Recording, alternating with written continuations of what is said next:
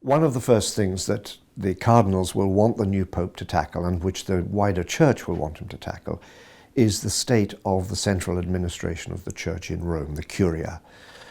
One of the reasons for the pope's resignation is the so-called Vatileaks scandal, the leaking of confidential documents which revealed a series of internecine struggles between the key officials in Rome. There's a lot of rivalry, a lot of whispering and backbiting, and a general sense of lack of trust in the central organization. Also a good deal of lack of transparency.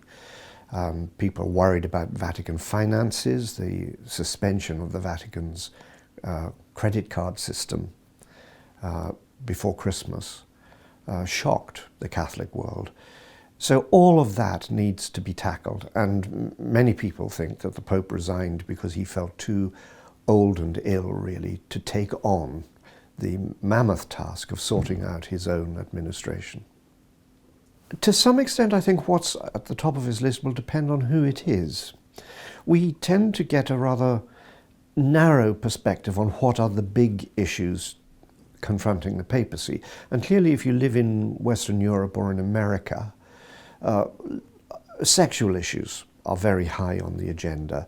The widespread acceptance, for example, of same-sex marriage, which is a big problem for the Catholic Church, but also, of course, the scandal over clerical sexual abuse and the loss of confidence in the Church's officers because of the cover-up of a lot of that.